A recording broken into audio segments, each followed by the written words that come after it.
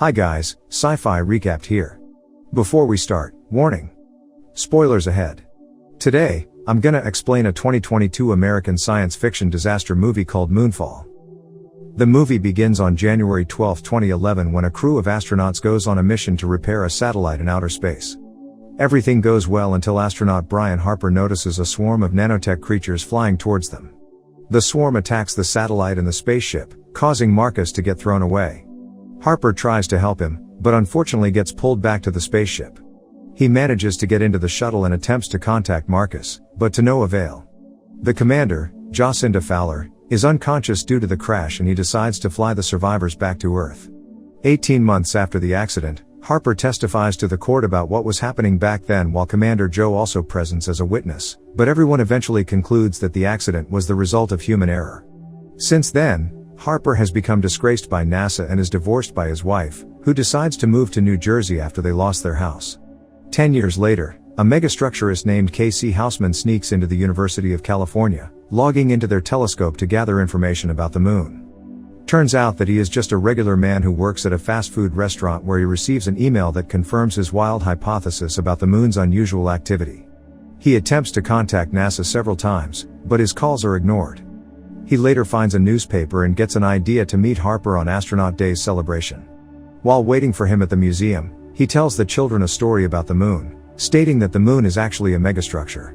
Not long after, Harper shows up and Houseman tries to present his research and information about the moon getting closer to Earth, but he thinks that Houseman is crazy and dismisses him. The security even have to take him out of the museum. Just as he is taken away, he throws all the papers towards Brian, hoping that he will read it later. Afterwards, Houseman pays a visit to his mother, who suffers from Alzheimer's disease. She doesn't even recognize her own son. On the other hand, Commander Joe is still working at NASA and is informed that the moon's orbit has shifted. They also notice a strange activity on the moon, but at this point they still have no idea what that is. Meanwhile, Harper now lives alone while his ex-wife, Brenda, has married another guy named Tom and has 2 daughters with him. She calls Harper to inform him that their son, Sonny, is being arrested by the police on the news.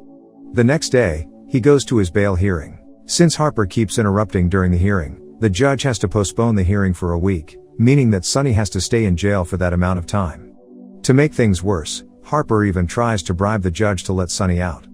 Joe and her team finally discover that the moon is heading towards Earth and its city-sized debris will hit the Earth in 3 weeks. They also find a hole on the moon's surface, meaning that their time is getting shorter and shorter.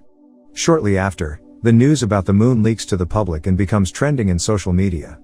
General Doug Davidson, who turns out to be Joe's ex-husband, immediately calls Joe to confirm the information while asking their son's condition, Jimmy. NASA conducts a press conference to clarify everything, telling the others to calm down and nothing to worry about. However, everyone panics, chaos happening everywhere, and frantic shoppers continue to stockpile supplies. At the same time, NASA organizes a shuttle launch with a crew of 3 astronauts to investigate their findings on the moon's surface. Unfortunately, just as they release a probe to the moon's hole, the same swarm appears and attacks the shuttle. It breaks into the shuttle and kills the entire crew. On the other hand, everyone starts to evacuate and the news also begins to mention that the moon is actually some sort of orbital megastructure, which shocks Harper. He finds footage of Houseman talking about the moon's anomaly, thus he later decides to approach him. Houseman reveals that he has been studying distant planets for years, searching for megastructures that are orbiting in our solar system. Soon after, a tsunami hits California, wherein Harper has to help Houseman when he gets swept up by the water. Luckily, they are still able to survive. Back to Joe, her colleague gives up as he realizes that they have been defeated by nature, but she still wants to fight. She digs into NASA's old archives and finds cam footage from Harper's suits during their failed mission. Suddenly, she is confronted by Holden Field, an archivist who knows that NASA was covering something during the 1969 Apollo moon landing. She later conducts a conference meeting with the military, who plans to launch nukes on the moon. She is confident that there's a possibility to knock the moon back to its original orbit without destroying it. A few moments later, Joe calls Doug to discuss about an EMP called Zulu X-ray 7, in which she believes that it solves everything. In the evening, Houseman and Harper are picked up and brought to the NASA's facility. Joe comes into the room while Harper clarifies that he doesn't want to take orders from her anymore, but he cannot do much now. Joe plans to attack the swarm as she believes that killing it might stop the moon from getting closer to the Earth. She asks for Harper's help because the swarm recognizes humans' technology and he's the only pilot who is capable of landing a shuttle without power. After everyone agrees to the mission, they get a shuttle out of a museum, hoping that it's still functioning. Houseman and Joe later meet Colonel Reed and Captain Avery, who will assist them on the mission. The EMP has also been prepared and is ready to be used without permission from the Earth. Before they depart, Joe releases Sonny from the prison and brings him to Air Force Base, where he finally meets his father again. As a huge earthquake occurs and another disaster is imminent, Joe and Harper act quickly to set the mission into motion. Everyone, including Sonny and Jimmy, starts to evacuate while Houseman is invited to join the mission since he knows about megastructures more than them. They all board the shuttle and prepare to launch. Lucky for them, they manage to launch and depart from Earth just before a huge ocean wave caused by gravitational abnormality hits them. However, one of the machines suddenly dies and they start losing speed. Houseman and Joe panic, but thanks to Harper's skill, they eventually manage to reach outer space. In space, they refuel the spaceship before making their way to the moon, which almost collides with the Earth. It's also seen that the moon's debris starts raining down on the Earth. Meanwhile, Sonny, Jimmy, and Michelle manage to escape from the water and are on their way to Colorado. Not long after, Doug calls Jimmy to ensure they are safe. Unfortunately, they are robbed by thieves and they are forced to walk while searching for another car.